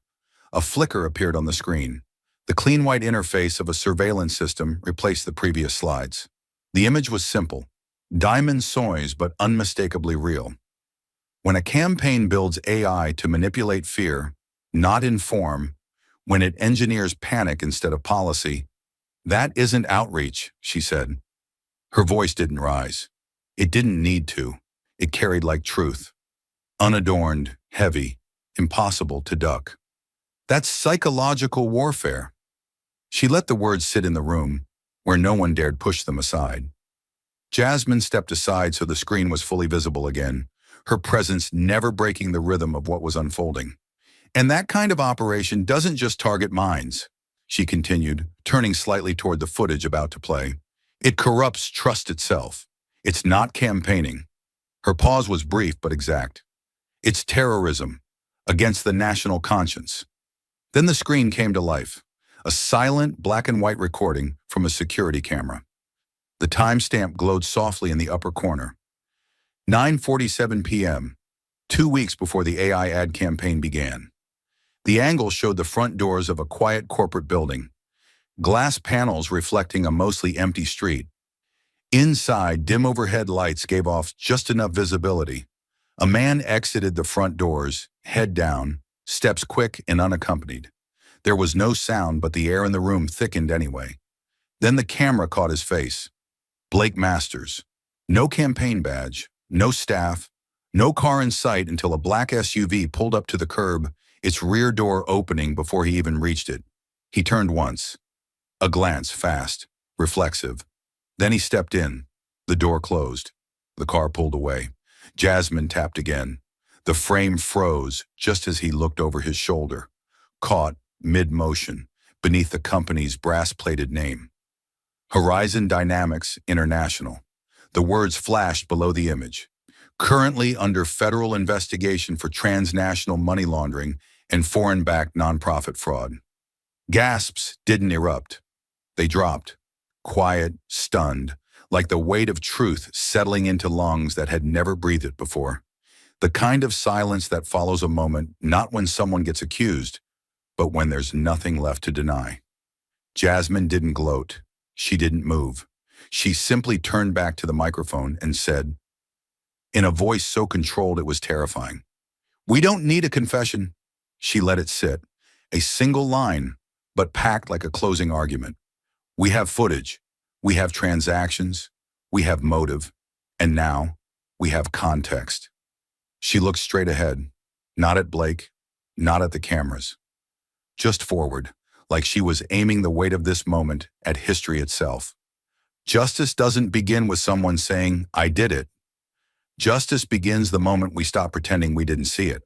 A beat of silence followed, not because no one had a response, but because there was no response worth offering. Jasmine took one final breath and delivered her last line. It didn't shake, it didn't stumble. The court of public opinion is watching, but the court of law, it's already moving, and it knows exactly where to begin. She stepped back, folded her hands gently, and waited. She wasn't looking for applause. She was giving the country its next step, whether it was ready to take it or not. Jasmine's final line landed like a dropped gavel, blunt, echoing, and impossible to ignore. For a heartbeat, the room sat in its silence. And then Blake Masters exploded. He stood up so fast that the chair behind him scraped loudly across the floor, tipping slightly on one leg. The noise alone jolted the front row. His hands were already clenched, jaw locked, and voice raised before the heat in his chest had a place to go. I will not sit here and be lectured by some left-wing lawyer putting on a morality show. He didn't shout it so much as throw it. The words came out raw and jagged, less like argument and more like instinct, like a man who suddenly saw the walls tightening and thought sheer volume might punch a hole through them. His face was flushed now, not stage-ready frustration, but something uncontrolled, unfiltered. The kind of rage that doesn't need a microphone to be heard. He wasn't looking at Jasmine anymore. He was pacing slightly, eyes darting toward the cameras, toward the committee members, searching for someone, anyone, who might still offer him cover. But no one moved. No one echoed him. A few on his side lowered their eyes. One staffer behind him froze mid-keystroke, lips pressed into a straight line. The weight in the room had shifted, and Blake could feel it, like standing on a stage that was suddenly made of glass. Jasmine didn't look up. Not even once. She didn't flinch. Didn't blink. While Blake flailed, she moved with eerie calm. Her hands slid across the table, opened her laptop, and with 2 precise taps, the final video filled the screen behind her. There was no sound at first, just dim lighting and the grain of a phone camera zoomed in from across a lavish private dining room. A wine glass shimmered under a chandelier. You could hear clinking silverware, low murmurs, occasional laughter. The soundtrack of wealth at rest. The kind of room where people speak freely because they believe no one who matters will ever hear them. Then the image focused. Blake stood at the end of a long table, one hand in his pocket, the other holding a glass. His expression was relaxed, confident, but his voice, even through the grain and distance, carried with that unmistakable clarity of someone who assumed everyone agreed with him. If they don't know the difference between right and wrong, he said, smirking as a few men in suits chuckled around him, then maybe they don't deserve to vote at all. The impact was instant. The oxygen seemed to vanish from the chamber. The footage had no dramatics, no music, no overlays, just those words dropped like stones into a still lake, and the ripples were immediate. One woman in the press gallery gasped audibly. A committee staffer turned to whisper something, then thought better of it. Jasmine didn't move. She didn't speak. She didn't need to. Blake Masters had just sentenced himself. The room was still absorbing it when chaos broke. A congressman from the Republican side, flushed, eyes wide, shot up from his chair, shouting across the room in raw panic. "This is political espionage," he barked, voice cracking at the edges. "This is entrapment. This hearing is compromised." He wasn't speaking to Jasmine. He was speaking at her, trying to seize back control from the storm she had brought in. But the words rang hollow, defensive, like trying to put out a fire with smoke. Jasmine didn't flinch. She didn't even look in his direction. Instead, with surgical calm, she reached forward and closed her laptop. The soft click of the case snapping shut echoed across the chamber like a pin dropping in a cathedral. It wasn't theatrical. It was conclusive. A movement that said, "We're done here." And then, slowly, she stood. Her movements were smooth, her posture straight. The stillness around her sharpened again, as if the entire room instinctively leaned in, not to hear her better, but to feel what she was about to say. She met Blake's eyes, finally, not with fire, not with contempt, but with something that weighed far heavier, certainty. Her voice was steady, unshaken, sharper than the silence it cut through. "Not espionage." She said it like a correction, not a defense. "Evidence." Just one word. But it did what shouting never could. It landed. She took one step forward, not toward Blake, but into the center of the storm she had calmly, carefully engineered.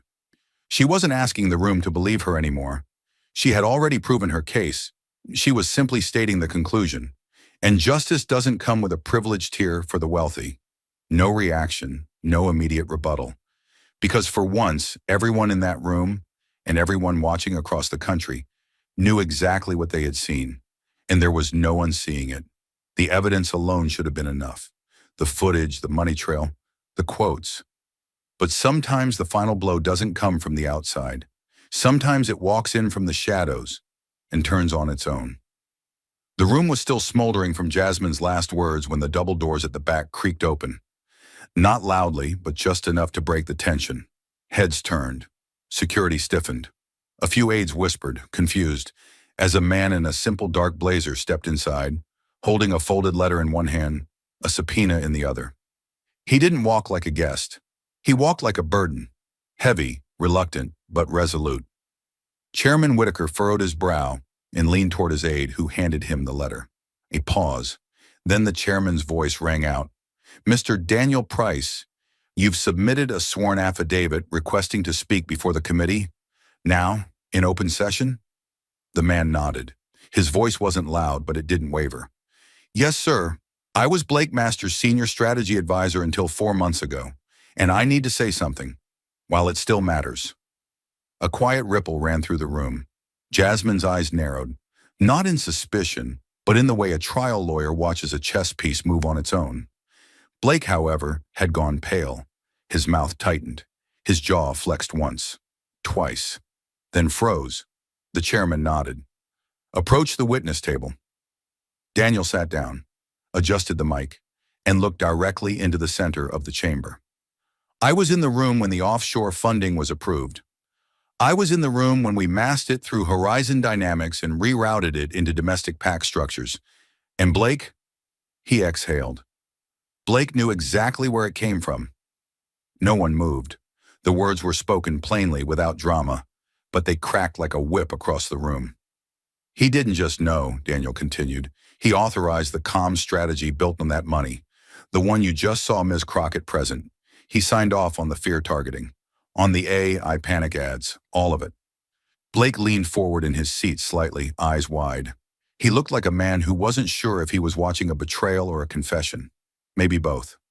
Daniel hesitated, just for a second, then glanced down at a worn note card he'd pulled from his pocket.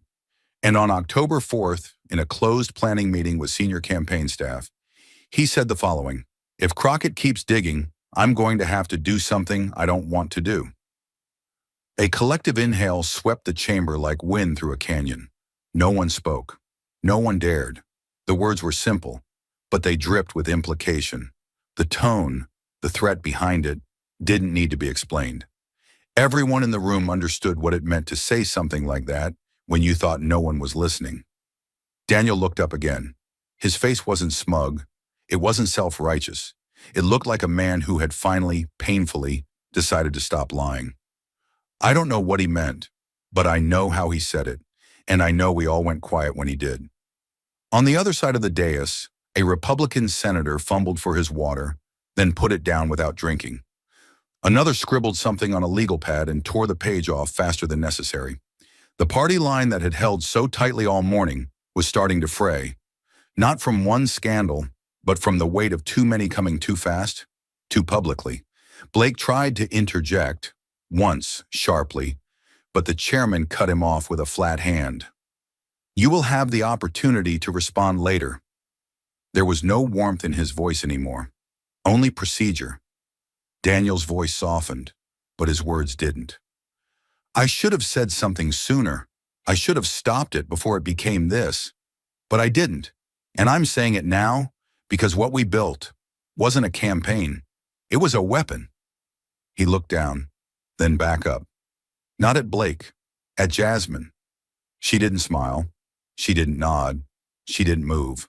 But her silence in that moment felt like a verdict, because it wasn't just what Daniel had said. It was that he had come, and that no one, not even Blake Masters, had seen it coming. The betrayal from within had landed like a seismic crack down the middle of Blake's defense. But even then, he stayed in his seat, jaw set, eyes flickering with something between defiance and desperation. What came next would strip him of even the illusion of control. The chairman waited just long enough for the silence to settle, then leaned toward his mic. His tone was clipped, not emotional, not indulgent, but firm in the way someone sounds when a decision has already been made. "Mr. Masters," he said, pausing only to let the name land in the stillness. "Given the current disclosures and the credible testimony introduced in open session, this committee now considers your presence disruptive to the integrity of the proceedings." A flicker of disbelief passed over Blake's face.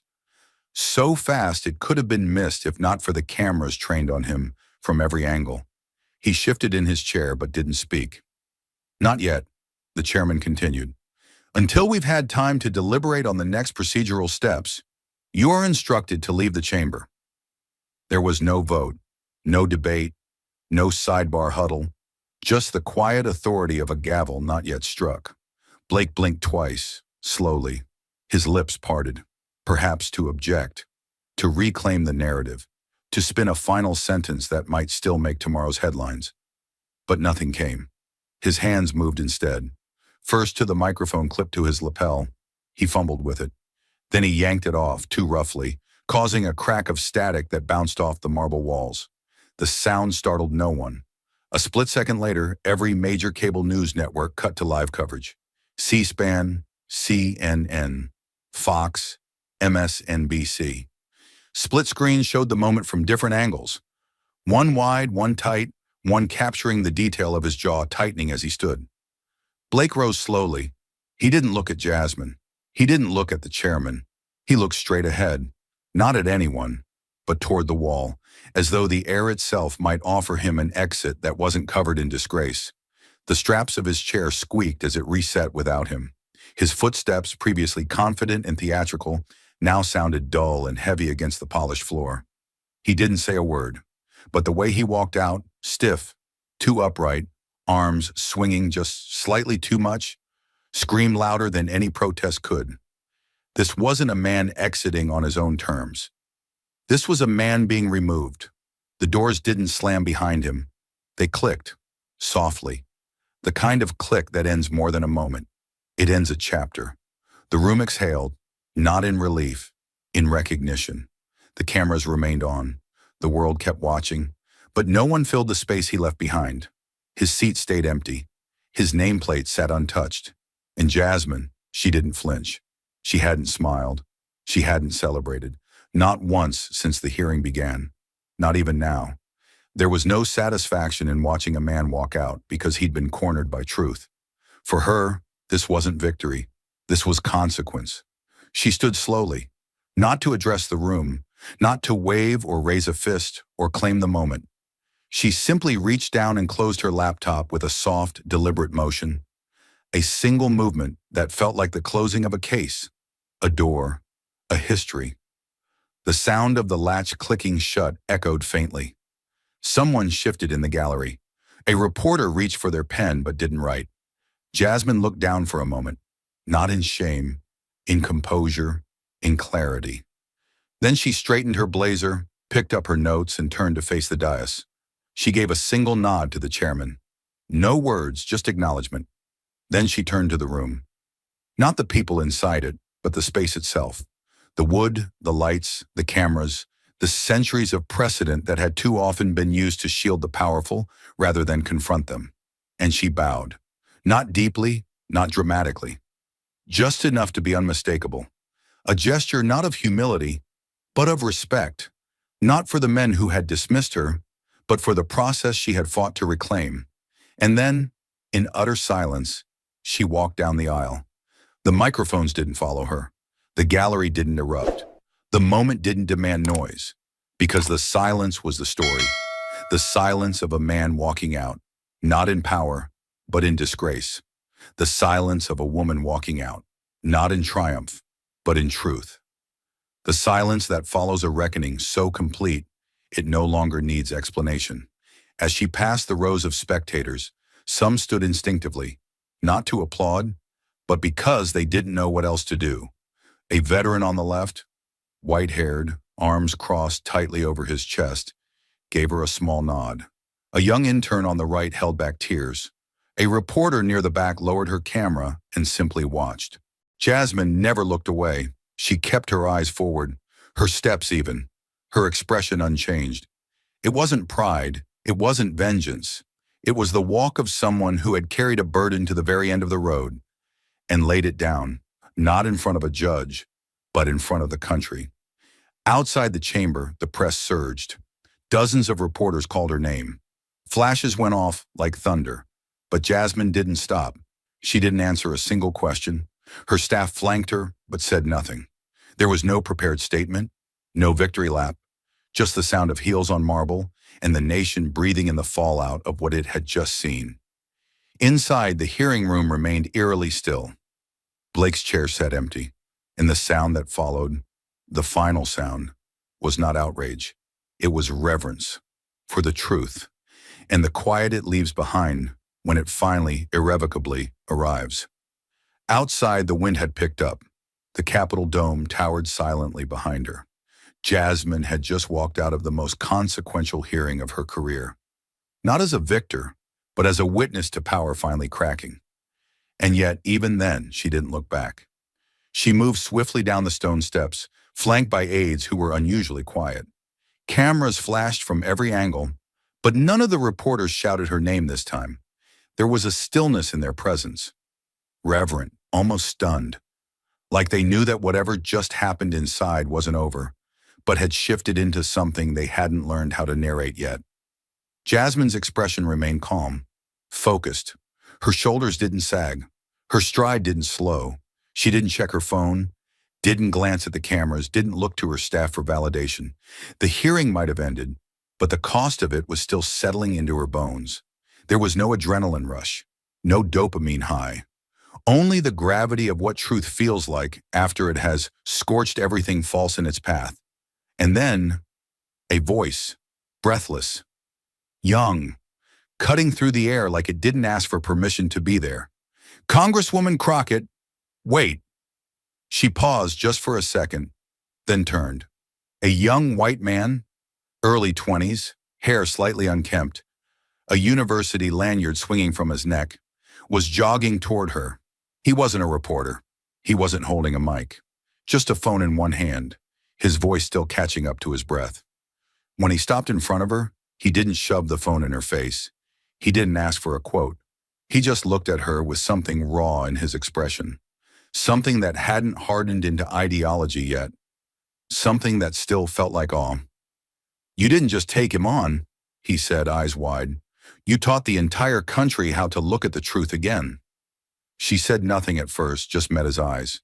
There was no need for a smile, no need to say thank you. The moment didn't need to be polished. It just needed to be real. And it was. That one sentence, unrehearsed, unrehearsable, said everything the pundits in their studios wouldn't know how to capture tonight. She gave him a slow nod, one of respect, not authority, and then just as quietly, she turned and kept walking. But he stood still, not frozen, just watching, and within seconds he raised his phone, not for a selfie, but to write, and what he wrote traveled faster than the sound of any gavel. She brought receipts. The tweet appeared at 1:12 p.m. Within 5 minutes, it was trending across Washington. By 1:30 p.m., it had surpassed 70,000 mentions. The phrase appeared above clips of Jasmine holding up the USB drive, of the flow chart revealing money funneled from foreign sources, of her final line before leaving the chamber. But it wasn't the pundits who made it viral. It was teachers, students, veterans, first-time voters, people who hadn't watched a congressional hearing in their lives, who didn't know where the House Oversight Committee sat on a floor plan, but who suddenly understood what truth looked like when someone refused to let it be buried. Another hashtag followed. #sign Operation Trigger not planned, not promoted. It came from a caption on a reposted clip of the moment. Jasmine calmly displayed the surveillance footage and said, "Justice begins the moment we stop pretending we didn't see it." The term hit different. It didn't sound partisan.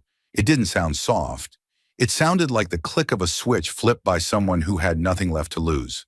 Thousands began using it to describe not just what Jasmine had exposed, but how it made them feel, triggered, not by offense, by reality. "This wasn't a political hearing," one user wrote. "It was a truth bomb, and Jasmine Crockett lit the fuse with calm precision. She brought receipts, Operation Trigger." In classrooms, high schools across Ohio and Pennsylvania began pausing lessons to watch the footage.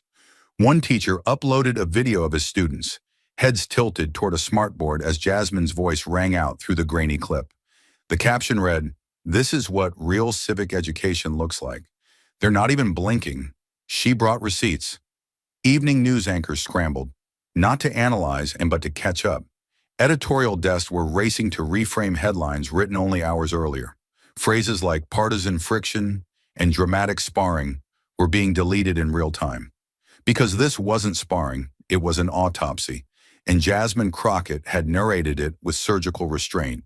The hashtags were still climbing, the network still replaying Jasmine's final line. But inside federal buildings across Washington, something far more permanent than trending attention had already begun to move. At exactly 3:42 p.m., the Federal Election Commission issued a sealed notification to Blake Masters' legal team, marked Urgent Immediate Response Requested. Less than an hour later, the Department of Justice followed with a formal inquiry notice of its own. Two agencies, separate mandates, separate jurisdictions, now converging on the same man from opposite ends of the system. Not because they planned to, but because they had no choice anymore. Inside the FEC headquarters on East Street Northwest, a small team of compliance attorneys gathered around a conference table, their screens filled with diagrams Jasmine had unveiled live on air only hours earlier. The money trail, once fragmented across PACs and shell companies, was now triangulated, clean, damning, and broadcast in HD. One attorney, a mid-level investigator with a reputation for catching what others missed, pointed to the Dubai transfer with a pen and muttered, "That's not just a violation, that's a disqualifier." Meanwhile, just 5 blocks away, within the criminal division of the DOJ, prosecutors were watching the same footage on loop. Not the graphics, but the language. Blake's voice at that fundraising dinner, his words. If they don't know the difference between right and wrong, then maybe they don't deserve to vote at all. And the more devastating one, captured in Daniel Price's testimony, if Crockett keeps digging, I'm going to have to do something I don't want to do. They weren't just unethical, they were actionable. By nightfall, Blake's campaign attorney was on every call imaginable. FEC, DOJ, Private Crisis Counsel, digital reputation firms, trying to figure out where the floor had gone. But there was no floor, not anymore. Because what Jasmine had laid bare wasn't just embarrassing, it was illegal. And more than that, it was provable. The next morning, Blake Masters was trending again. Not for a rebuttal, not for a press appearance, but for what was now officially underway, a dual-track investigation into election finance violations, foreign influence acceptance, and intentional misrepresentation to federal regulators.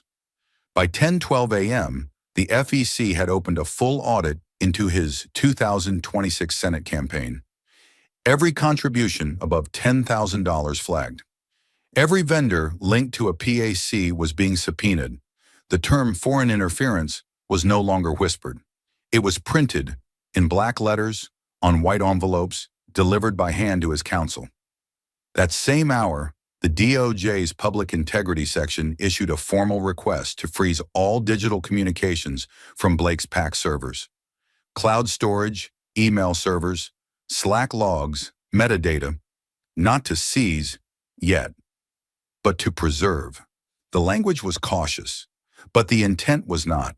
And by noon, legal analysts across the country were saying the part no one had dared say the day before. Blake Masters could be disqualified from holding public office. Not suspended, not reprimanded, permanently disqualified. By late afternoon outside Blake's campaign headquarters in Phoenix, local reporters stood in front of shuttered windows and unanswered phones. No press conference, no new statement. Just a building that had once pulsed with donors and interns and now stood still, like a prop left behind after the scene had ended. Inside, aides deleted Slack threads. Legal teams argued over which communications were protected. Staffers, some of whom had stood next to Blake during his early announcement speeches, now looked at each other with the kind of distance that only self-preservation can create. And Blake? He was nowhere to be seen. His home, previously a hub of power brunches and weekend strategizing, was quiet. Black SUV parked outside, curtains drawn, no movements, no flags, just stillness, because there was no spin left.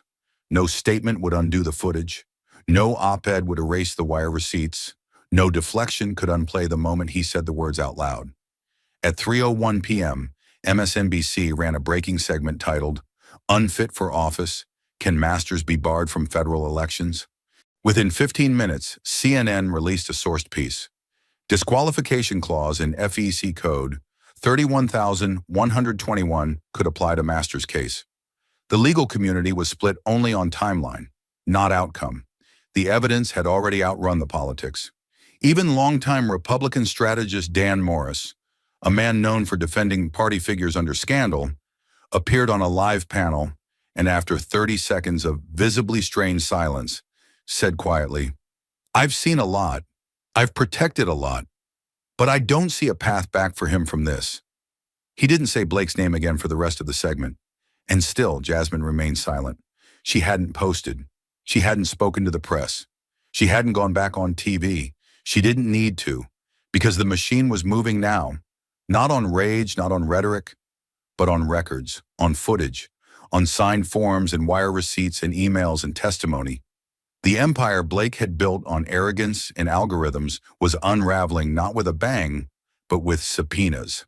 And across the country, voters were watching something rare unfold: accountability, not delayed, not diffused, but demanded. At 6:47 p.m., an anonymous source within the FEC leaked the most damning internal note yet. Based on current findings, Masters knowingly accepted foreign-linked contributions in direct violation of Title 52, Chapter 3121, Subsection A. Staff recommends immediate review of eligibility for future candidacy under Section 3121BA. Translation: permanent disqualification. The kind of ruling that ends careers, erases ambitions, reduces once rising stars into footnotes of corruption. And though it would take weeks, maybe months, for the formal ruling to land, the court of public credibility had already delivered its verdict. By the time the sun set on the second day, the narrative was no longer about Blake. It was about the system he tried to game, and the woman who calmly, methodically, made sure the country saw it. She didn't take a victory lap. She didn't have to, because justice, real justice, doesn't need applause. It needs consequences. And they had finally, undeniably, begun. By the third night, the hashtags had slowed. The panels had talked themselves breathless, and the investigations were fully underway. But one thing still hadn't happened. Jasmine Crockett hadn't spoken, until now. It wasn't a rally. It wasn't a press conference. It was one chair, one microphone, and one camera. Live, unedited, unfiltered. The lighting was stark but not harsh. A neutral backdrop, the network's logo faint behind her.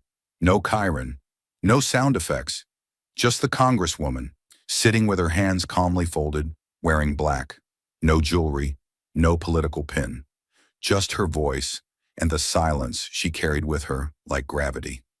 Millions tuned in, not because it was hyped, not because it was promoted for days, but because the country knew, instinctively, that this would not be spin. The anchor introduced her briefly, formal, professional, then stepped aside. The screen went full frame, and Jasmine began. Her voice didn't waver. It didn't perform. It pressed forward with that same calm precision the world had seen in the hearing room, a lawyer's cadence but stripped of pretense, every word landing like it had waited too long to be said. "I didn't go into that hearing to destroy a man," she said.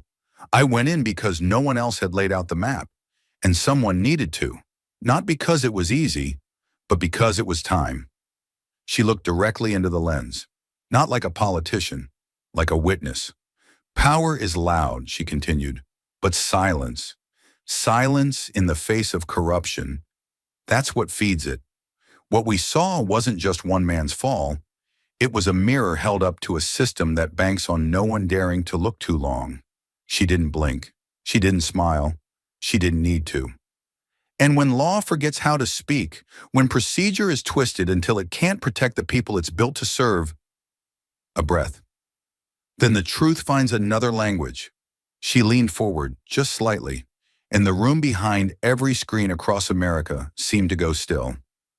"When law goes silent," she said, Truth will teach itself to speak in fire. The line struck like a thunderclap. The anchor didn't cut in. The studio didn't move. No transition music played. Because no one knew what to say. Because some words don't leave space for follow-up. They claim the air. And still, Jasmine kept going. Not louder, but deeper. Her voice dropped a register. Her tone no longer explained. Now it warned. I've been called a lot of things. Angry, unqualified, unprofessional. But I can live with every insult they throw. What I can't live with is complicity. She let the word sit. That hearing wasn't a performance. It was a reckoning. And not just for Blake Masters. For everyone who saw the evidence and stayed quiet. For every institution that whispered instead of shouting. For every one of us who looked away when truth got inconvenient. Her jaw tightened for the first time. Not in emotion, in control. Politics doesn't die from lies. Another pause. It dies when we're too scared to call those lies what they are. No one exhaled. Twitter didn't scroll. Text messages stopped mid-sentence. Because the woman in the chair had become something no algorithm could mute. A voice that didn't ask to be heard, only dared you to ignore it. In New York, a man at a bar stopped mid-drink and just stared at the screen. In Chicago, a law student stood in her apartment, fists clenched, tears held behind her eyes. In Georgia, an older couple rewound the line 3 times on their smart TV. Politics doesn't die from lies. It dies when we're too scared to call those lies what they are. No pundit had said it like that, because none of them could. Jasmine wasn't trending anymore. She was resonating. The broadcast didn't last long, just under 12 minutes. No commercial breaks, no teleprompter cues. Just a single human being speaking directly into a camera with nothing left to lose and nothing left to prove. At the end, she didn't ask for justice. She didn't ask for votes. She didn't even ask for awareness. She simply stood, folded her notes, and before the feed cut, said one final line. We don't need more heroes. We need more witnesses. And we need them to stop blinking when the fire starts. And then the screen faded to black. The reaction wasn't instant hysteria. It was slower, heavier, like an aftershock working its way through steel. By midnight, clips from the interview had replaced every pundit panel in rotation. Hashtags returned, but now they carried more weight, less cheerleading, more solemnity. When law goes silent, she spoke in fire. It wasn't just another viral moment. It was something else, a turning point, the kind of moment that doesn't win the news cycle, it defines it. And in the days to come, it wouldn't be Jasmine's political future that people asked about. It would be the question she had left hanging over a nation now wide awake. What happens when the fire spreads and all we did was stand there and watch? Because she hadn't spoken to make us comfortable. She had spoken to make sure we never looked away again. The screen had gone black, but what Jasmine left behind didn't fade. It echoed, not as a sound, but as a question, and it reached beyond the headlines, beyond the fallout, into the quieter, more dangerous places we often try not to look, ourselves. Because at its core, this wasn't a story about a courtroom, or a scandal, or a political figure brought to his knees. It was about something far older, far harder to quantify. What happens to a society when truth becomes too uncomfortable to carry? Jasmine didn't just expose the mechanics of corruption, she exposed the cost of inaction, of silence, of fear disguised as neutrality. And that is the human lesson at the heart of this firestorm. That justice, in its purest form, isn't loud. It doesn't always wear a robe or hold a gavel. Sometimes it's just a woman in a blazer, standing alone in a room full of men who didn't expect her to survive 5 minutes, and deciding to speak anyway. The unfairness of it was brutal. Jasmine faced dismissiveness, not because her evidence lacked weight, but because her presence itself defied expectation. She was underestimated before she opened her mouth, mocked when she did, and only respected when the walls started cracking. That is the quiet violence of power. Not the shouting, but the ignoring. And still, she didn't flinch. She didn't yell. She didn't storm out or break down.